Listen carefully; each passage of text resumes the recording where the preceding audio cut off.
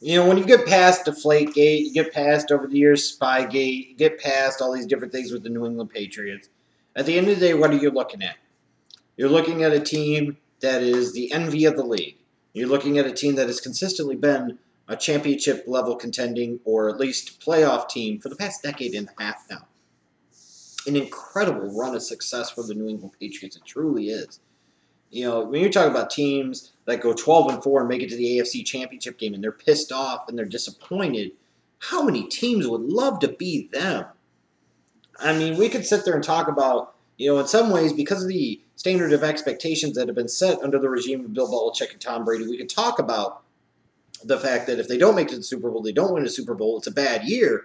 That's a compliment.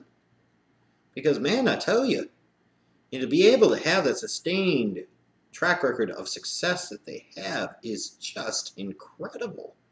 In an era of free agency, and frankly, a team in recent years in particular that hasn't drafted all that particularly well, to be able to do what they've been able to do year in and year out, just incredible stuff. A team that coming off of a Super Bowl championship, you're thinking, hey, this team's lost some pieces in the offseason. Maybe we'll lose some of their hunger, some of their drive, and you just look at them and they just keep ticking.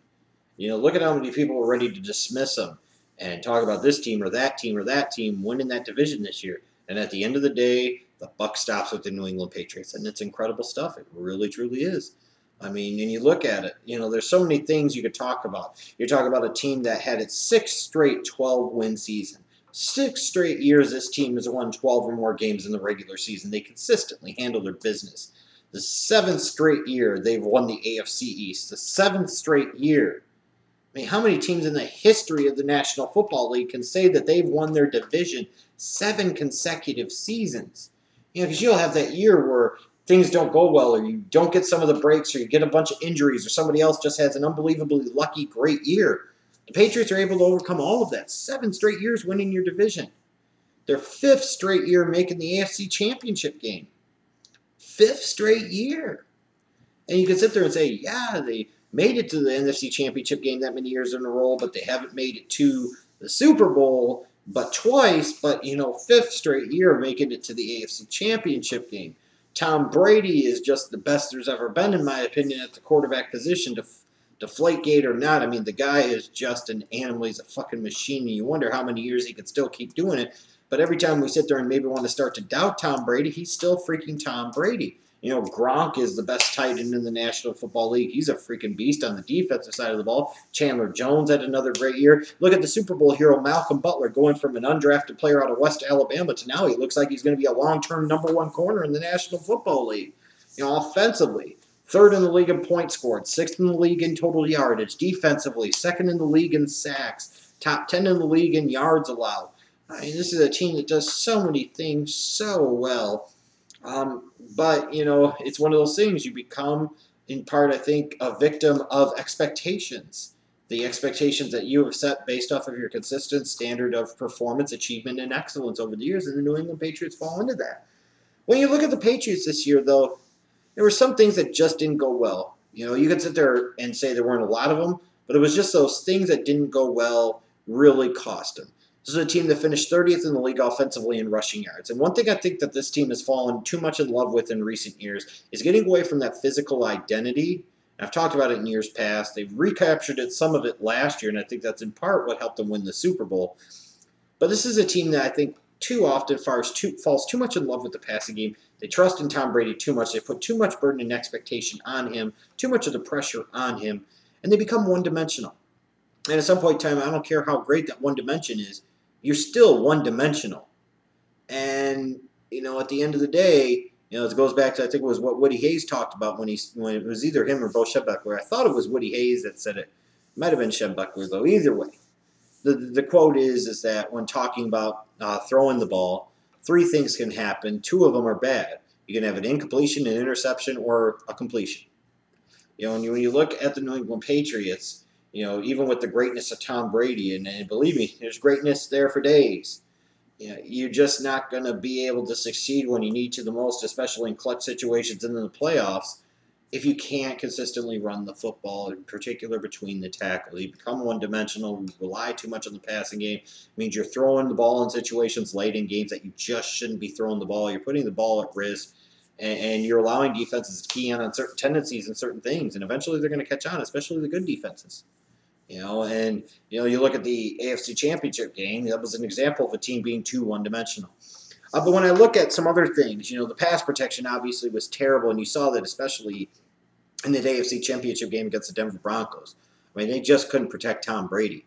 And it was like, at some point in time, you would think you would make an adjustment, put in the 6 offensive linemen. For Christ's sakes, put in 7 offensive linemen. Doesn't matter. You don't need the damn running back anyways. Just stick Gronk, Edelman, and freaking Amendola out there in the passing game and take your chances. You got to protect Tom Brady.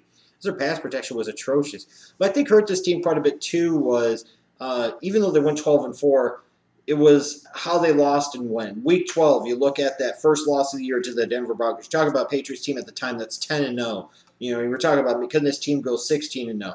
They're playing the Denver Broncos, and they let that game slip away late, and they end up losing the game in overtime on that big C.J. Anderson touchdown run. And, you sit there and you're like, man, that's a game that could potentially cost them down the road.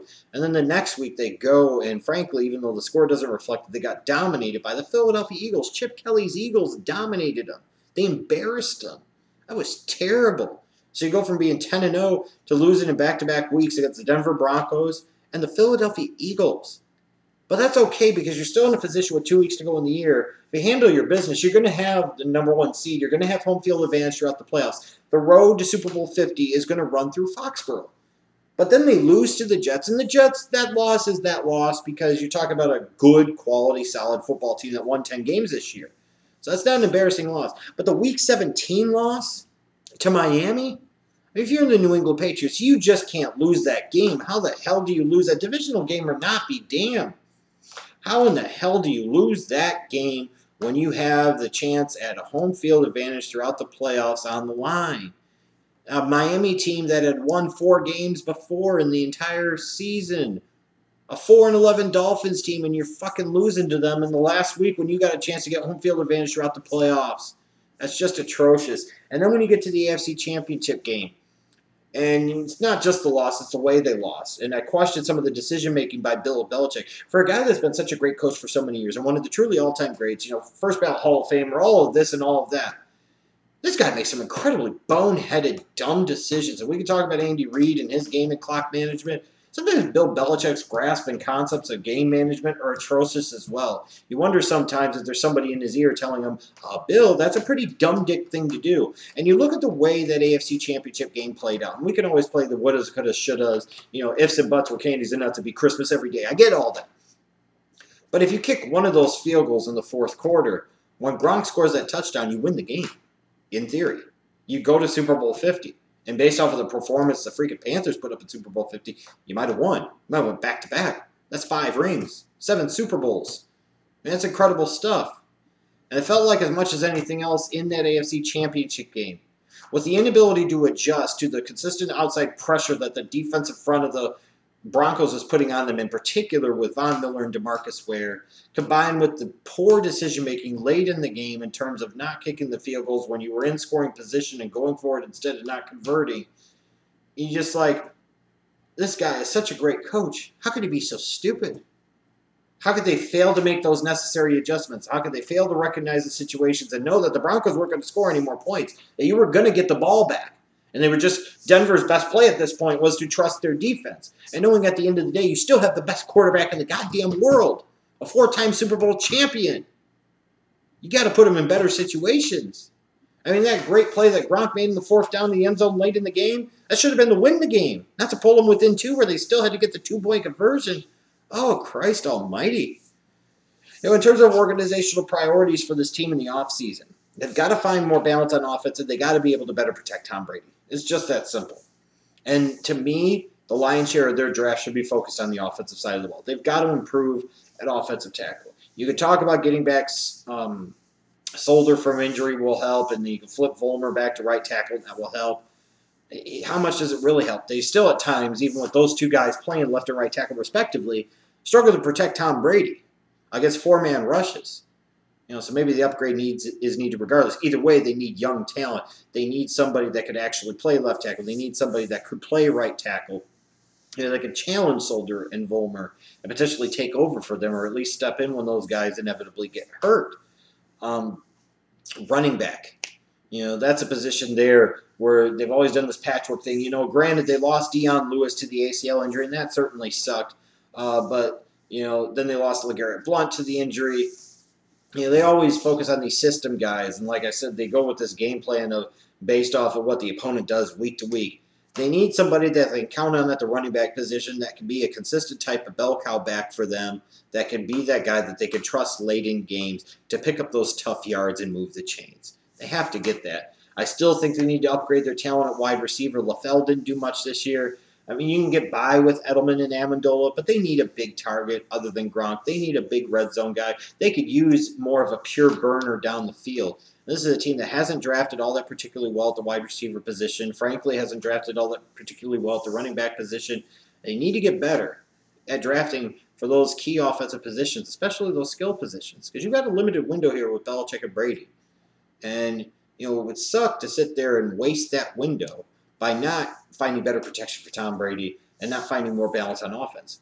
Because the defense was solid this year. They weren't great, they weren't spectacular, but they were good enough to win a ring with, especially with the offense that you had.